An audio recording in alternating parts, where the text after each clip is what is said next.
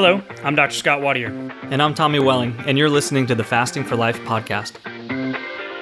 This podcast is about using fasting as a tool to regain your health, achieve ultimate wellness, and live the life you truly deserve. Each episode is a short conversation on a single topic with immediate actionable steps. We cover everything from fat loss and health and wellness to the science of lifestyle design. We started Fasting for Life because of how fasting has transformed our lives, and we hope to share the tools that we have learned along the way.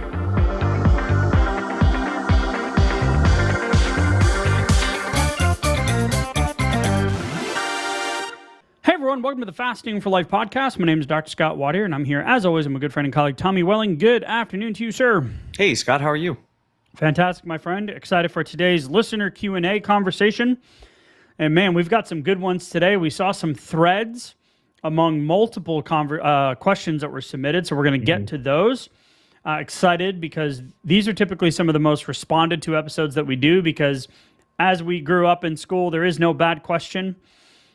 Typically, especially inside of coaching and our challenges, when someone asks a question or shares something that might be TMI, there's just this like movement of energy being like, yeah, me too, or I was thinking that, or I had the same problem. Hashtag relate.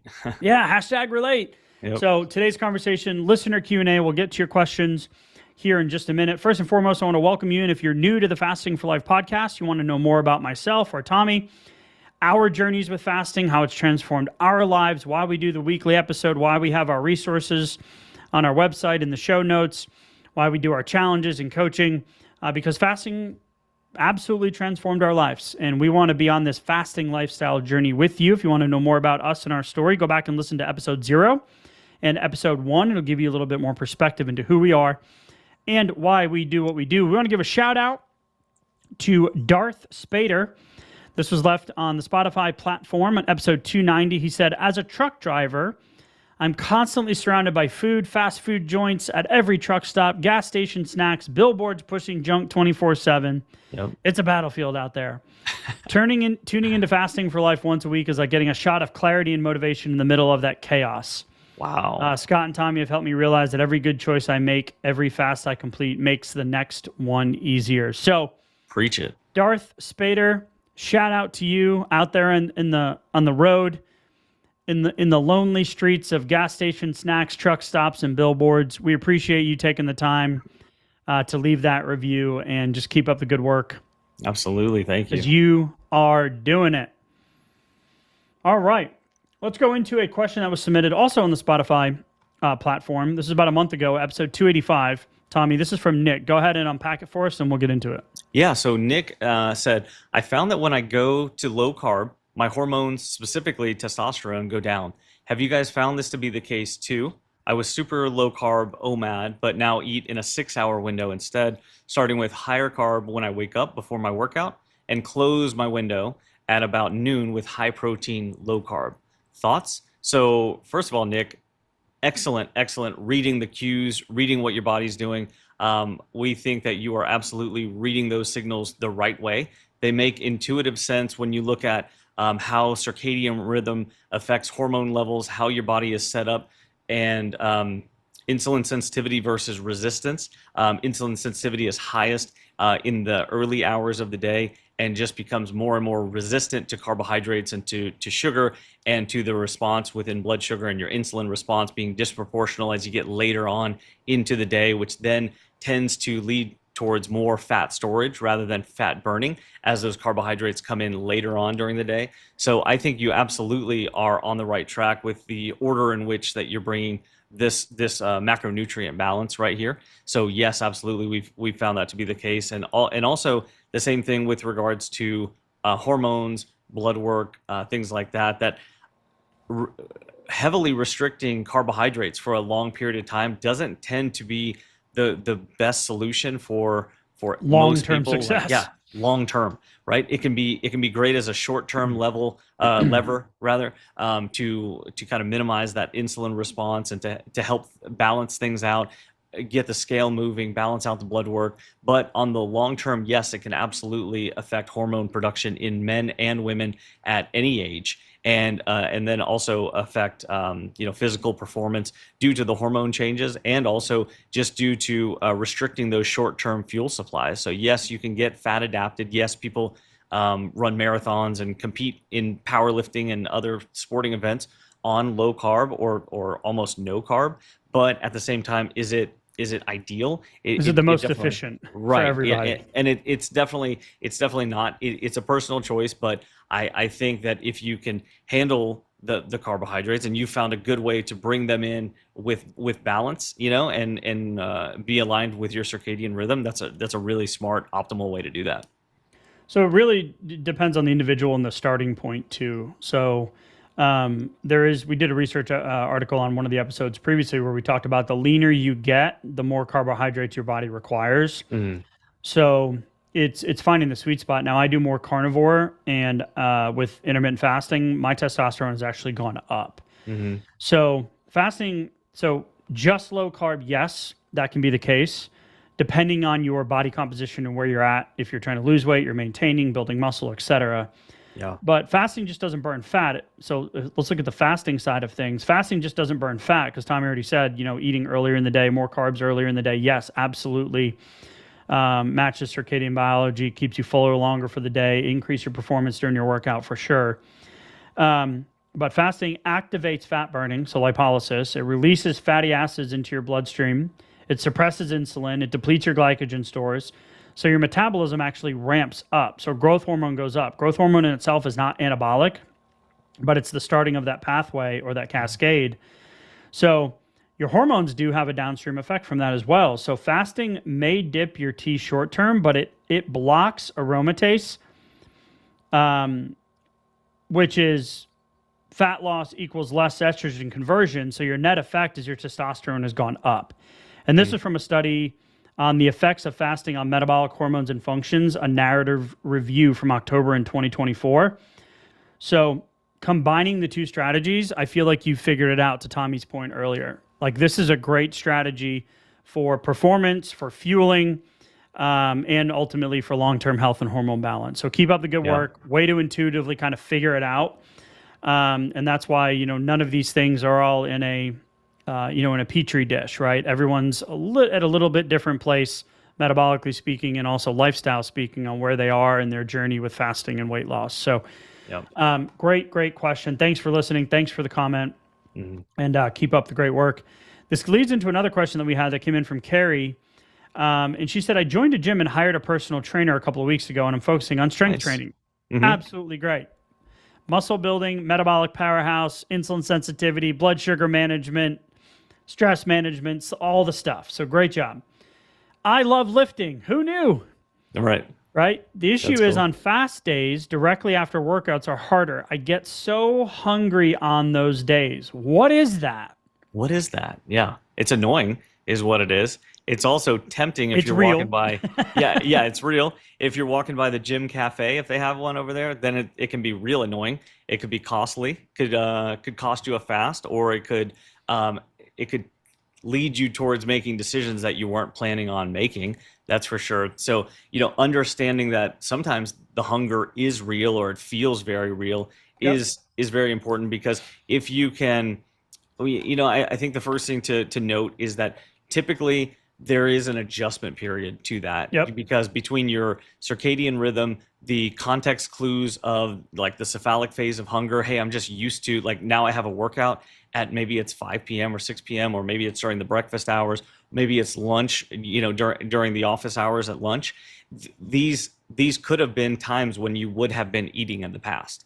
And so during those times, you're remembering all those times you have a habitual conditioned response to be ready for food. And then now, instead of bringing in fuel, you're actually accelerating the rate at which you're burning fuel. So then your body goes, what the heck is going on here? Not only are we So you have hungry, this like, vacuum, like this yeah, void that you've yeah. created. You created a huge void. It's bigger than before. And then you got the afterburn effect. If you're lifting heavy weights, you have that post-exercise, additional oxygen consumption, which tends to leave metabolism ramped up for multiple hours after the lift. So it can be problematic when it comes to saying no or not right now to food. Yep. So that's first and foremost to set the stage. And this is what we talk about on day 6 of our challenge, where we talk about exercise and the proper way to exercise for fat loss, right? So cardio is not the best for calorie burning, but it is great for cardio health.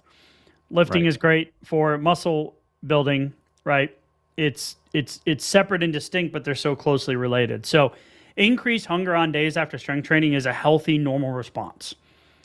Your body is signaling for extra fuel as it grows stronger. So when we start adopting a fasting lifestyle, or you've been fasting, intermittent fasting lifestyle, and then you add in strength training, you got to adjust your schedule or prioritize your nutrition and figure out that balance that works for you. I can't stand eating and then working out.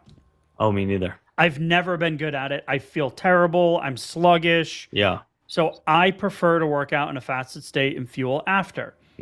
Right? So, but a couple of things as to why this is happening from a physiological standpoint.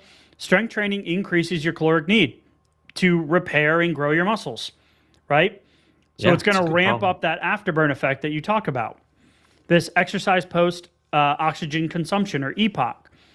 It's going to increase your calorie burn even after you finish. You're also going to change your hunger signals. Ghrelin will rise after an intense workout. Leptin may drop temporarily, making it harder to feel full. So your hunger cues are changed. Yeah. Your body, your muscles are going to require glycogen or glucose, because you deplete the glycogen or the glucose, the short-term energy that you have floating around in your bloodstream. So your body craves that food to fill those stores. And your body needs more amino acids. This is why we say prioritize protein at every meal, right? So time your fast wisely. So possible, align your workout to end or near the starting of your nutrition opportunity or eating window. Optimize your pre-workout nutrition if you choose to do it that way, which is what my wife does. Protein-rich, balanced meal. Stay hydrated. This is a key optimizer. If you add an element or some Redmond salt before your workout, you're going to notice that your post-workout hunger will be less. Yep, good point. And it's completely normal. But you need to give yourself time for your body to adapt to this new physiological stress. Yeah. Just like when you started fasting and the first time you went to bed without food and you woke up and it was a struggle, the next day you woke up and you're like, oh my God, I made it. I feel amazing. Right? But then the next time you do it, you wake up and you're like, man, I slept like crap. I'm tired. What the heck? I thought this was working. You got to give yourself time to adapt to the new physiological stress. So love the question, love the intention, love that you love lifting, and just try to pull some of those levers and try a few different things to see what works best for you. My wife and I, we're yin and yang. Yeah. She always needs to fuel before a workout. I prefer not to because I don't feel good during it. And I've been that way my whole life. Yep. So good on you for stepping outside of your comfort zone, Carrie. Love it. All right. Let's go next to the conversation. This was multiple questions across multiple threads during the challenge, before the challenge, after the challenge, from coaching clients. Like full big picture here is the dreaded plateau. And then we'll talk about the concept of snacking during a fast. So let's go to the plateau first. Okay. So plateaus can be tricky, especially when they come up just kind of all of a sudden out of nowhere. Like things were kind of cruising along, maybe from the beginning when you started consistently fasting, or once you started, kind of rearranging things after, some sort of sense of urgency, and you really changed things around, and then you saw some quick movements on the scale. And so we had a couple of questions. How do I handle a plateau on an OMAD from Joyce?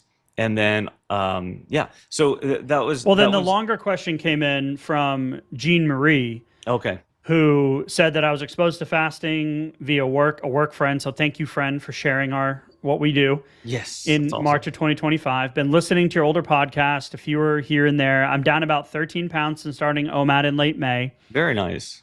incredible. I started this journey because I needed to lose weight and I saw how effective it was for my work friend, but now I'm stuck. Like stuck. Stuck. I've done 2 36-hour fasts, one last week, one this week, and I'm stuck. So stuck that I'm seriously wondering what the heck's going on. I know I can do better. I know I need to hit the reset button. I've listened to most of your recent episodes, but this 3-pound fluctuation, this dreaded plateau has been going on for the past 3 weeks. Yep. I really want to encourage you, Jean Marie, that this is completely normal. This is not a 1 + 1 = 2 scenario when you're looking at the scale. Okay? So help, please. Yes, we're going to help because OMAD in itself has many faces. It can be a fat loss strategy. It can be a intentional plateau, an unintentional plateau, or it can be a maintenance strategy when you reach your goal. Could be a regain strategy accidentally too. Which could be an accidental regain strategy too. So I want you to know that even though you might not be seeing the scale moving, your body metabolically, the iceberg analogy beneath the surface, is changing. Yeah. All of the studies we talk about, metabolic changes, changes in labs, changes in insulin sensitivity or effectiveness, or reduction in insulin resistance. So we like to look to things outside of the scale when you get to the point where you hit a plateau. Yes, we'll talk about maybe there's some slippage or some things that you are doing or not doing efficiently during your fasts, which leads into the next question about snacking while fasting. But the reality here is that consistency is always going to win. There is going to be a whoosh, okay? More fasting isn't always the answer, as you've now experienced. It's consistency in your day-to-day, prioritizing protein, proper hydration, proper sleep, right? And movement. Those are the things that, along with your fasting lifestyle efforts, are going to eventually help you break through this plateau. That's why we look to things like non-scale victories, right, Tommy? Yeah, absolutely. So instead of, when the scale stops moving, not if, but when it stops moving or when it slows down like that, sometimes, to Scott, to your point, it can feel like a plateau, but really physiologically, it's not a plateau. You might have some major healing, rebalancing, and metabolic optimization happening. Hormone resetting. For sure.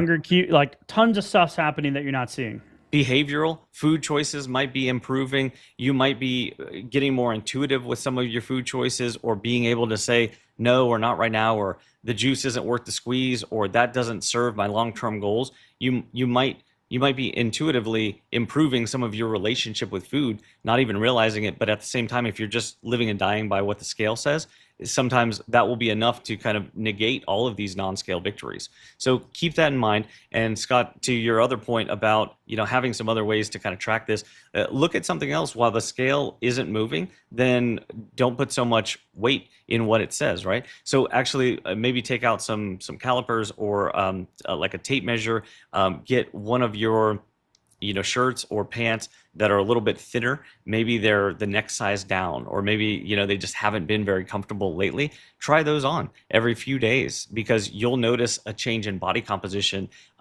even while the scale is staying the same. And that's your ideal situation right there. Yeah, you're going down a pant size, you're going down a shirt size, clothes are fitting better. That's body recomposition. I'll take that any day over the scale moving a pound or two down. Absolutely. And this really leads into a question that was submitted from Lisa, because we talk about getting rid of your fat clothes, so to speak. I used to always hold on to these things, like the bigger shirts, the bigger pants. Yeah. But now might need them again later. Yeah, I might need them. You're giving yourself an out. Yep. So we like to say donate those, right? Get rid of them. But Lisa asked, what about the thin clothes? Like, should we keep those, the ones that used to fit but no longer do? Is it healthy to save them for the day when they hopefully will fit again, right? Or will they continue to be associated with the negative feelings that arise from significant regain? Is it better to start over? So this is when we can use a measurement, a picture, an article of clothing to actually use it as a motivating thing, right? So they may not fit the second time you put them on, but you're getting closer if you're seeing that body composition change. So we can't just rely on the scale to be our motivating factor. We have to know why, to Jean Marie's point, why you need or want to lose the weight. Your situation is not the same as your friend's that has success with fasting. You don't exactly know why she's doing it, he or she's doing it, or what they're doing on a day-to-day basis. So chat with them. Find a fasting buddy, for sure.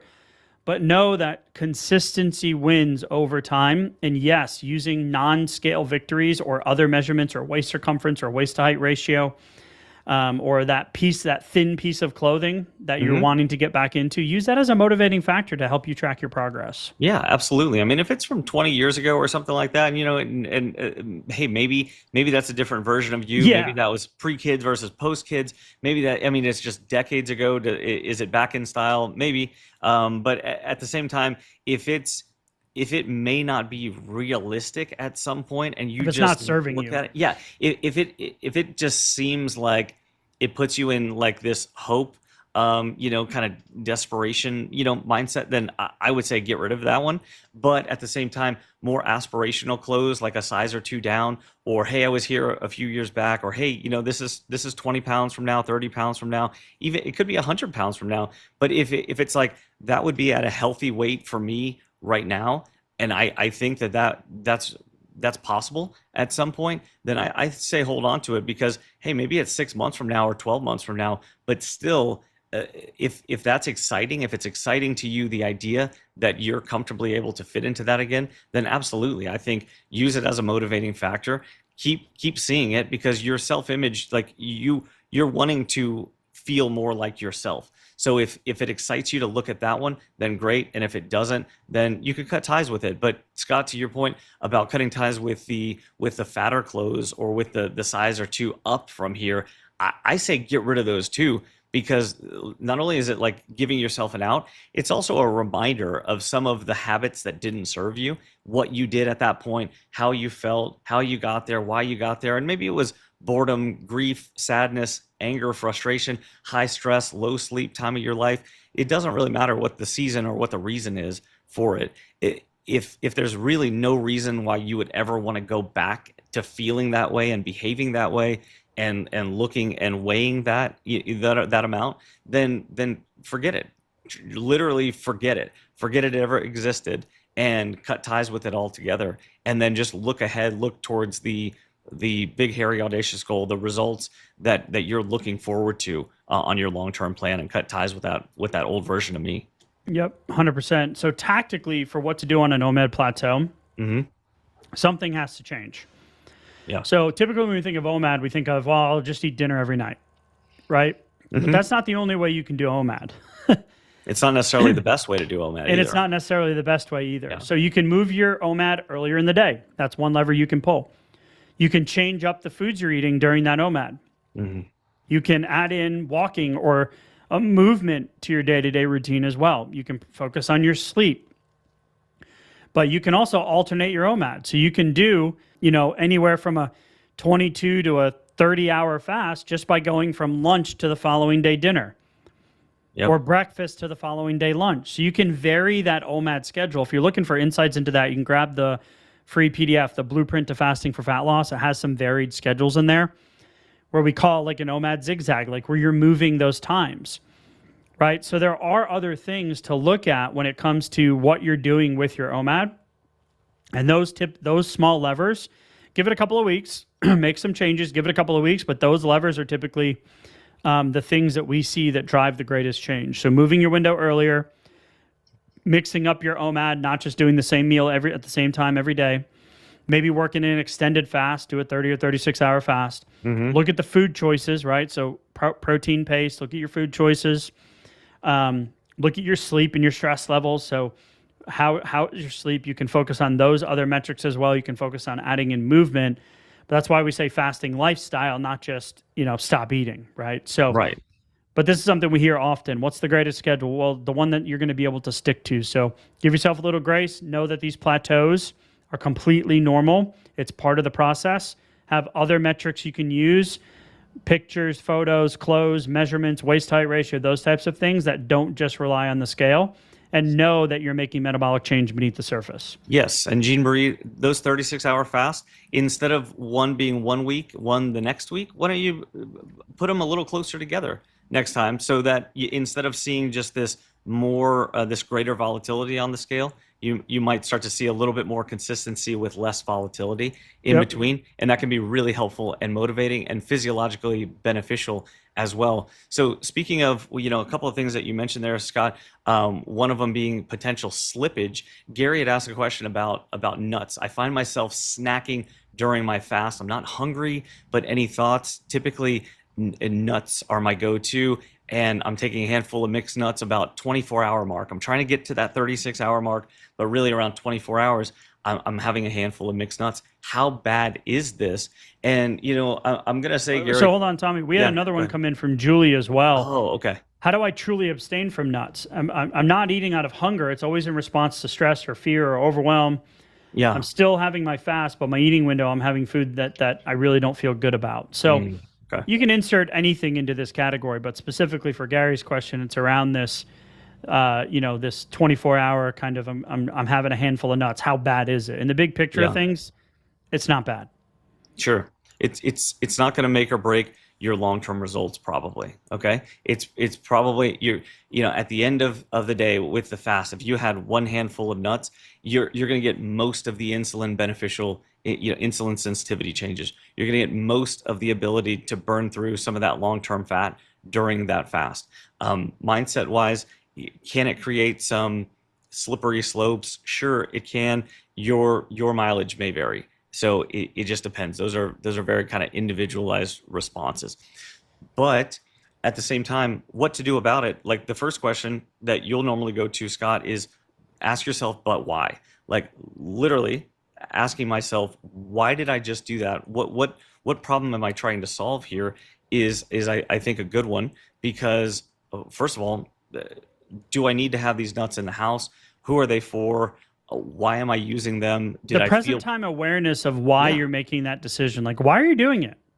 Like, be like a toddler. But why, Dad? But why? But why? But why?